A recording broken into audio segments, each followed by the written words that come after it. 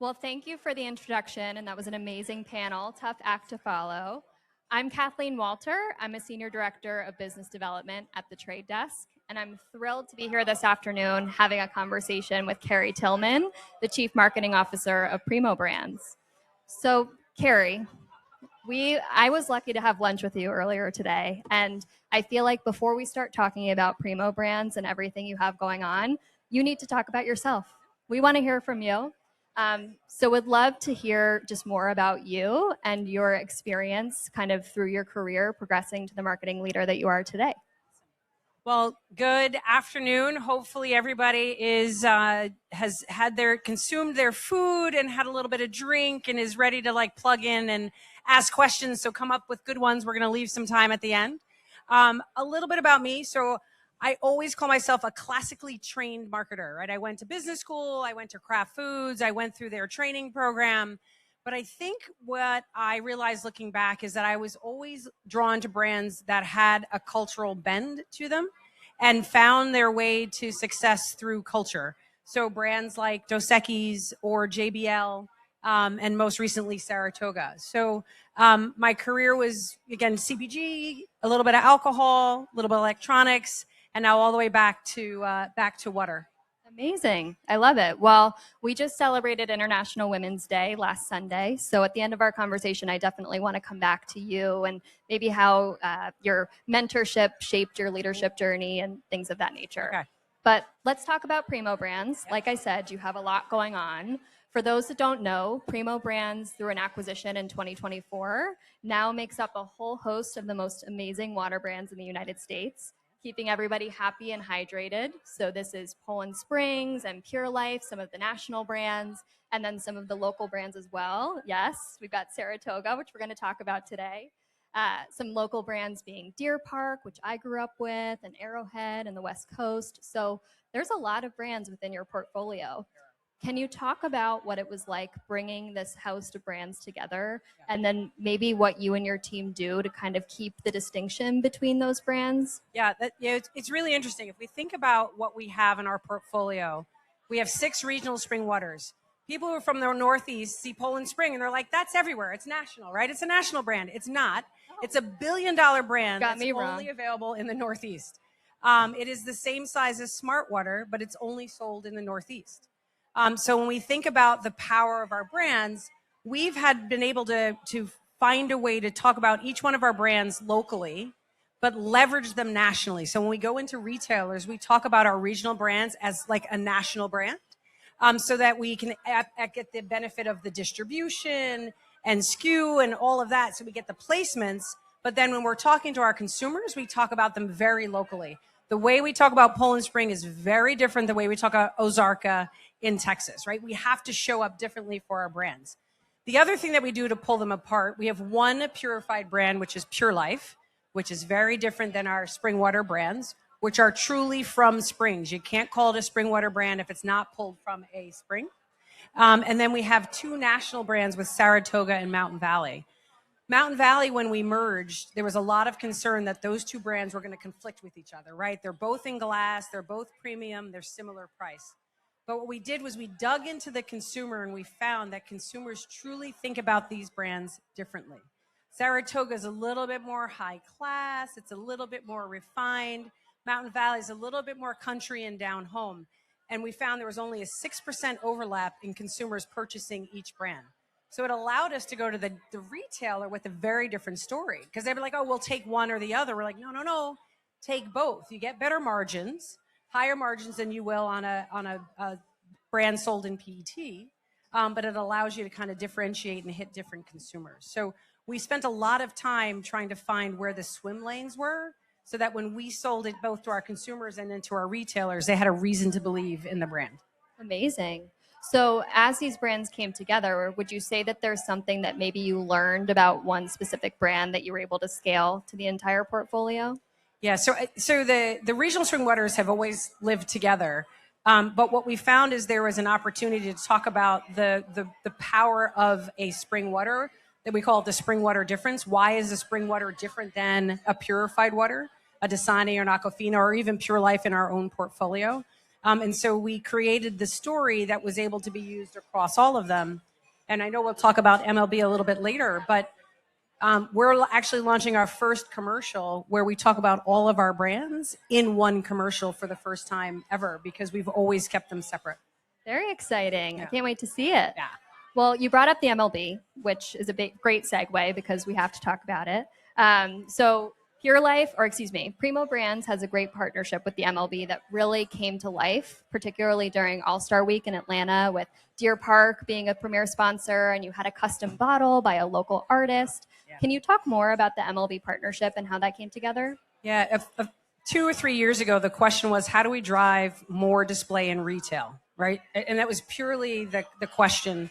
And it wasn't go sign a big partner. It wasn't how do I drive awareness of my brands. Our awareness of our regional spring waters are 90% plus. So the awareness is there. The justification was, though, I can go to a retailer, I can give them tickets, I can get them to build display, I can put it on my pack, and I can use that full 360 activation to drive in-store display. So it was a very different play. A lot of times you sign bigger partnerships, and you're saying, oh, it's a marketing deal, and we're only doing it for marketing. And we're like, no, I could do a lot of other things with a couple $1 million. Instead, I'm going to do this because I know it's going to drive, in the end, it's going to drive display. So we took that a bit further. We customized an aluminum bottle. It got incremental display in convenience stores where we had no display. And then we engaged with a local artist who also had community ties. So then we were able to get local media. So we were able to take a national footprint and make it very local for each one of our brands. I love it. Yeah. Such a great example. And maybe if you can even talk a little bit more about the meaning of the MLB sponsorship and how you all lean into live sports. We were just talking earlier about AI and kind of how brands looking to find a way to help their consumers unplug is a big, approach now. Yeah. Would love to hear your perspective there. Well, the line that we love to say is America's favorite waters met America's favorite pastime, right? And I can say that because we have more than 51% share in the marketplace. So it's a true statement. I cleared that with legal for sure. But as we think about like the way we wanted to really go to market, it was using something that was offline. It was unplugged. Consumers they go to the ball game with their kids. It's not about having a screen in front of them. And even if they're watching it on television, they're really engaged in what they do. So it was, how do you find a way to give consumers a reason to put the phone down? A lot of time is spent with AI and how do you get them to pick it up and how do you engage with them? That's fine when they're on, but we're also trying to find ways to allow them to just go, I'm okay. Like, I'm okay with what I'm doing. I can put my phone down and I don't feel like I've missed anything. Yes. And so that's been a big focus with some of our brands, is just finding time where so if we're going to do a concert, it's phones down. Let's not pick up the phone and let's just enjoy and engage. And we're seeing that more and more with consumers coming by saying, I want to get into knitting. Now they do post it on TikTok, but I want to get into these tactile experiences that really they weren't really interested in before. And I think it's tapping into those sort of consumer passions that we're finding success. Yeah, I love that. And the added benefit is that you can always scale it out in digital and find a way to repurpose that from a creative perspective. Absolutely. So in addition to the MLB, we have to talk about Saratoga. I'm sure there's a lot of people here that, yes, are Saratoga drinkers, either new to the category or just loving watching what's kind of happening. It's a part of such a culturally relevant moment right now. Okay. So for those that don't know, last year, Austin Hall comes out on TikTok with his fitness routine that included Saratoga, and it went viral. Over 1 billion views, resulted in a call out on SNL. A full skit on SNL. It was a full. Even we were watching it, and someone called me at 12 o'clock, and they're like, "Turn on Saturday Night Live," and we were like, "Wait, seriously?" And it wasn't with a mocked up blue bottle. It was the Saratoga bottle on a skit on Saturday Night Live. So that's so cool. Was that a first for you, or had you had experiences like that? Not a Saturday Night Live experience. We've had some fun. I mean, we talked about Dos Equis. We had our own experiences there, but I think everybody said, "Oh, it went viral," and the thing I try to caution us is, it went viral because we made it a brand that someone wanted to put by their side. That someone said, oh, I love this brand and I love it so much that I'm going to put it in my 3-minute video. and it's going to be by my side. I'm going to dunk my face in it. So it wasn't that we got lucky because it went viral, but we didn't get lucky because it was by his side. That was very purposeful. We actually built a brand that someone was like, yeah, I kind of want that next to me. And that's where the team worked really hard to make sure that as we're building a brand, you're building it for the consumer so that they're proud to be seen with it. And so that was a lot of effort to get to that point. And then the bigger thing was, now how do you ride this wave? There are a lot of people, there was some criticism like, you're not doing enough. I don't know, 1 billion views on a video feels pretty good to me. So the team was very crafty. We have an internal agency called The Lab. And they manage our social media along with a social media agency. But instead of really trying to take over the conversation, they just plugged into it. So they watched every comment. They watched every brand that was posting. We had bananas and Saratoga. And so instead of trying to take it over, we just added quips in there. We just found ways to continue to put the brand back in there. And what was really unique was we realized that the brand itself had the ability to reach beyond our current target. So our current target was Top Chef, right? Higher end, culinary focus. And what we realized was there was a youthful, more cultural consumer out there that was very interested in our brand. So what we did was we evolved our messaging to be more inclusive. We got more youthful. We got a little bit more edgy. And we were very worried because you don't want to lose all of your existing, consumers that you have. And what we found was we were able to expand to 300,000 followers, right? And we didn't lose any once we gained them because we kept the message true to our North Star. It was about bringing sort of unique experiences into your life, these unique moments around Saratoga. Saratoga might be the one thing you have that day that is your break. It's your outlet. Anybody can relate to that.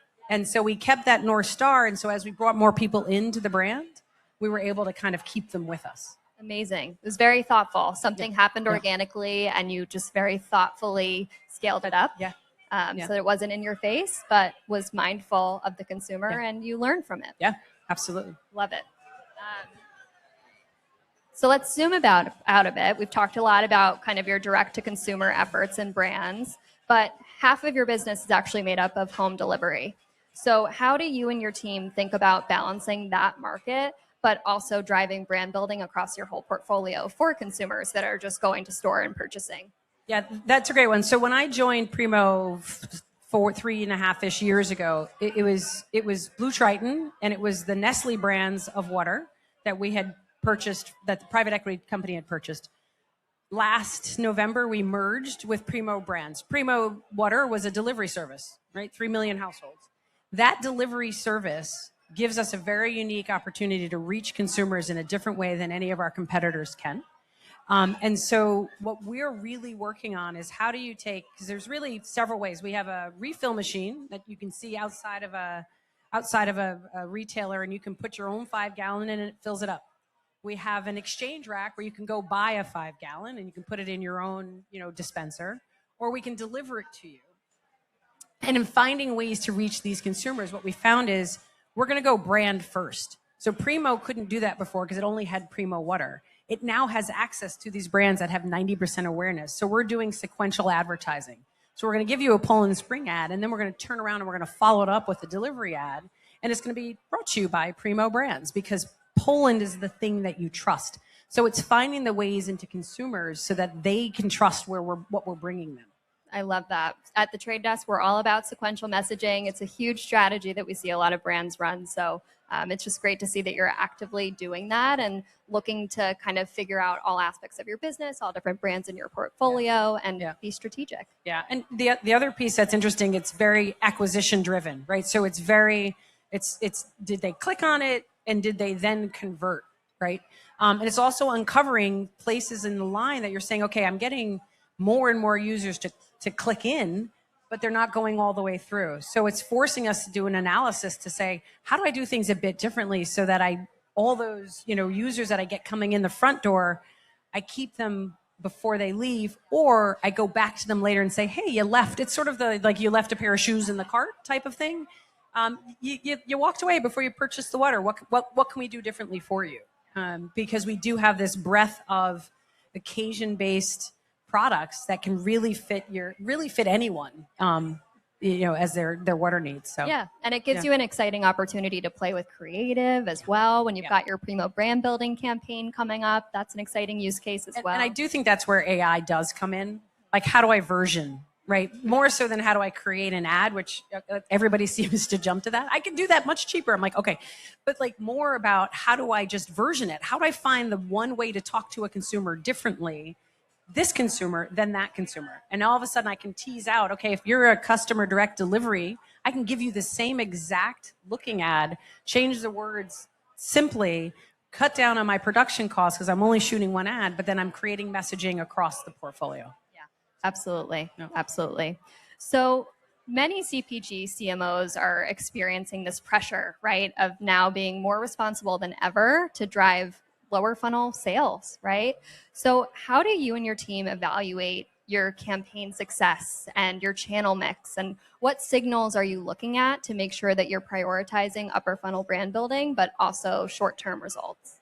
No, I think you're right. The challenge now with CMOs is it's not just about marketing. I say when I started my career, people were like, you were a marketer. And it was like, no, I was a brand manager. I managed a P&L, right? It wasn't just about, can I make a pretty picture? It was, how do I take the dollars that I'm spending and make them most efficient as possible, especially if you're in the private equity realm. That happens a lot, right? And so for us, it's making sure we have really clear KPIs and understand how the KPIs that we have are also the KPIs that sales has. We can't hold us to household penetration if we're not also holding sales to household penetration. We can't ask sales to take on acquisition numbers if we don't also have the same numbers. So it really started with a rewrite and an alignment at the top to make sure that we're looking at things the same way. We're looking at success the same way. And that has allowed us to have very different conversations in the C-suite to say, hey, this is what I think we need to do, and here's where we need to spend the money, because it's going to drive an acquisition or it's going to drive top of funnel awareness, which we now know if I bring someone in through the Poland Spring website and they click to delivery, they're 30% more likely to go all the way through and purchase. Okay, so then how do I drive that connection more? Right. Yeah, absolutely. So let's shift gears a little bit. We said we were talking about International Women's Day, and you're an incredible mom and leader. Can you talk about how mentorship has played a role in your career journey? Yeah. As I was preparing to come here, and I was supposed to be here for 2 days, and I have to cut it short because my daughter, who plays lacrosse in San Diego State, has a game, so I'm going to sneak out to go see her. Love it. Go lacrosse. There's some lacrosse players in here. It's I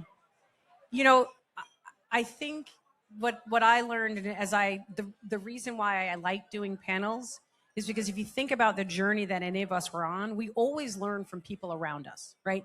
You can't do this on your own. Like you can't. You walk in and you don't know everything, and there's someone in your career who was like, let me give you a pointer. Let me tell you something. Or it was your parent, or it was somebody who gave you a direction that made you think differently about what you were about to go do. And I think making sure you're hearing when people are talking to you. One of the things my dad said to me when I was younger is like, you never run from a job, you always run to a job. Which is sort of, okay, it makes sense. But then you're like, I'm really tired of this job. And if I leave this job, I'm going to have more time to find a job. Nah, not necessarily true. And it's also harder to find a job. And you're more likely to jump into a job that you don't really want because you need one. It's those little things that you pick up along the way. So I've always felt really strongly about listening in panels, because you might listen for an hour and you're going to take one thing away and it's going to make you do something differently. And so I know I've learned from amazing, people in my life that, Ann Fudges of the world who were here before, and to really just listen, because you're always going to take something away that you didn't know before, and then take the time once you learn that thing, figure out how you're going to apply it within your life. And a lot of times it's not work, it's also family, right? How do you juggle going to a lacrosse game across the country every other week? Gotta stay hydrated. Gotta travel. I gotta travel. But I think it's those things and identifying in your life what's important, and then staying true to those things that are important, and sharing that with those around you so they understand where your priorities are and you can align with them. Because if you don't align and I'm traveling every Friday to try to go see my daughter and then I can't be reached. Well, that's not true. But right. So you have to make sure that like, as you're on your journey, that you're having those conversations so people really understand kind of where you're going. Amazing. Incredible advice. Thank you so much for sitting down with me today. Absolutely. And thank you to the Brand Innovators team for having us. Great.